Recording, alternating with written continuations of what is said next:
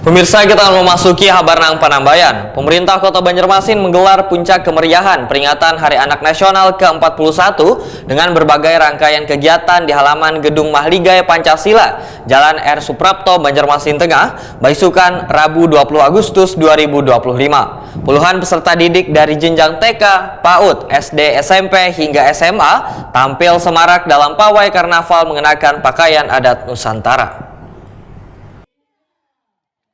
Pemerintah Kota Banjarmasin menggelar puncak kemeriahan peringatan Hari Anak Nasional ke-41 dengan berbagai rangkaian kegiatan di halaman Gedung Mahligai Pancasila, Jalan R. Suprapto, Banjarmasin Tengah, Baisukan, Rabu 20 Agustus 2025. Puluhan peserta didik dari jenjang TK, PAUD, SD, SMP hingga SMA tampil semarak dalam pawai karnaval mengenakan pakaian adat Nusantara. Kegiatan ini menjadi perhatian karena mampu menghadirkan suasana meriah sekaligus menambah rasa bangga terhadap keberagaman budaya Indonesia. Selain karnaval, dilaksanakan pula pengukuhan Forum Anak Nasional Banjarmasin, launching program ramah babinian wan kakanakan di tingkat kelurahan se-Banjarmasin, serta pengukuhan program bersama edukasi siswa tentang bullying. Siswa tentang bullying, perlindungan perempuan dan anak, Kota Banjarmasin tahun 2025 sebagai bagian dari upaya pencegahan dan penanganan terhadap kekerasan perempuan dan anak di Kota Banjarmasin. Semoga Satgas Siswa Desti PPA dapat menjalankan tugas dengan baik dan menjadi contoh bagi siswa. Baik, pemasangan topi akan dipasangkan oleh Ayah Forum Anak Kota Banjarmasin.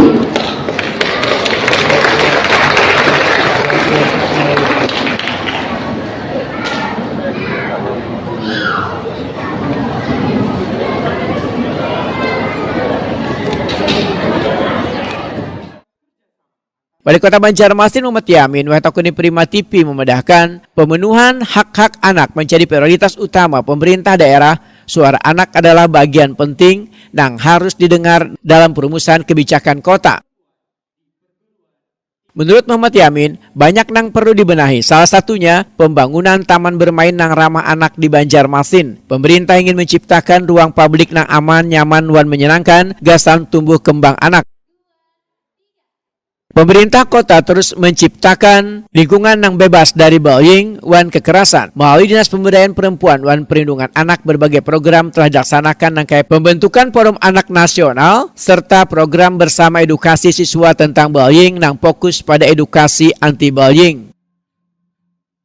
Yang memperingati Hari Anak Nasional ya, yang mana temanya luar biasa juga, adalah membuat obat